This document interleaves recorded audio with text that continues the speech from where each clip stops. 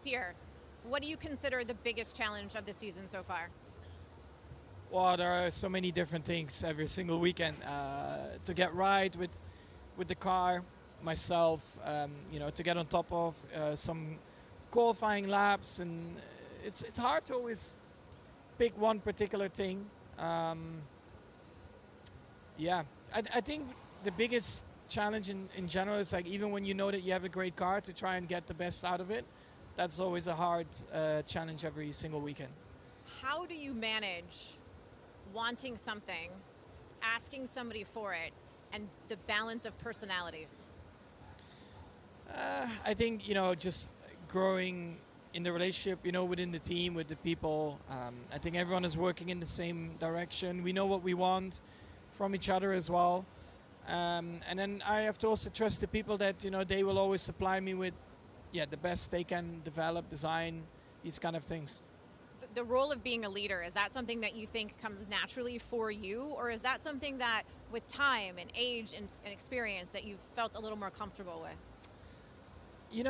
I never really thought about that, too much. I just came into the team and I will say what I think of the situation, like I'm not holding back, and that's also not something that I want from them. Like, when it's good, when it's bad, and I want that to be said. And, people make mistakes, I make mistakes, we are in it together.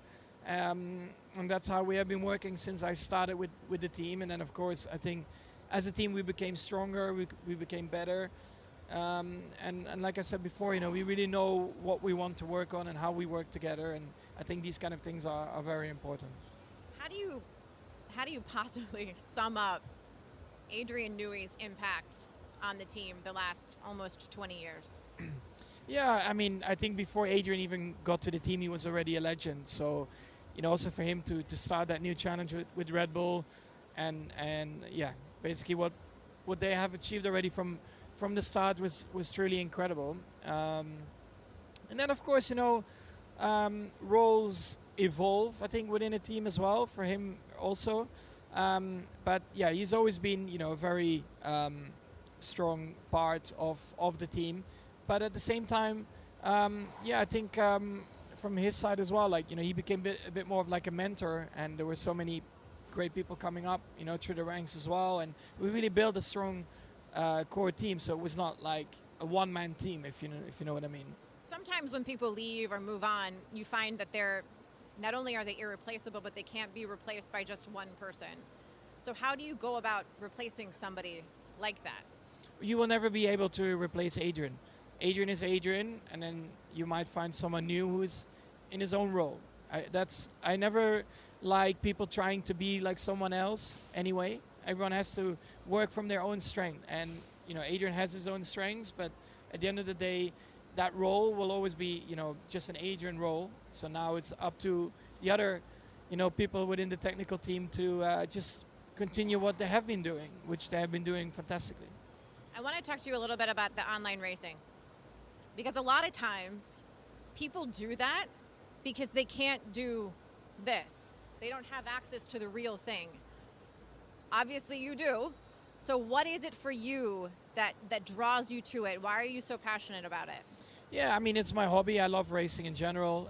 I like the sim racing aspect because I just keep doing what I'm doing in real life, but I can just do it a bit easier, just at home on my simulator. Plus, I have my own team in it as well, my own sim racing team and Team Redline, and I try to help young drivers who, they don't have that opportunity to drive real cars, to try and be a better driver, with hopefully the aim of trying to bring them to the real world as well. What is the biggest gap that needs to be closed to actually make that a successful reality? Honestly, I think it's just feeling comfortable with the speed in real life, the G-forces, and being physically fit. As a sim driver, you don't necessarily need to be physically the fittest. But at the end of the day, a lot of the things that you do on there are very similar to real life. But then once you sit in a real car, it's just getting used to, that speed sensation, which on the simulator you don't get as well. But the technical things, like, how you brake, how you drive, how you steer, these kind of things are exactly the same. How does it actually translate for you, or does it not at all? Yeah, for me, it's just keeping myself busy with also different kind of cars. Like when I'm at home, I barely drive a Formula One car. It's always like different GT cars or whatever Formula cars. And yeah, just at the end of the day, you do the same thing. You look at the best setups, strategies. You're racing, overtaking, defending, pit stops. There are a lot of things that come into play, and it just keeps me sharp in a way. I mean, does it help me on track here? I'm not sure, but I like it. Okay. There was somebody recently who talked about sort of his mental health condition, and he reached out to you. He was racing online, and you spoke to him. And he talked about how you impacted him and maybe some of the decisions that he was making in that moment. Do you realize how much impact you can have on people, not just here, but away from the track as well? I mean, I guess it comes with the sport as well.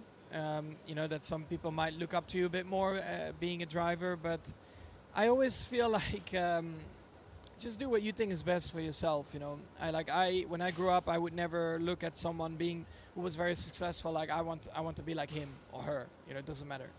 I was like, okay, that's great. I will take it into consideration, but I'll do it my way. That's how I look at it.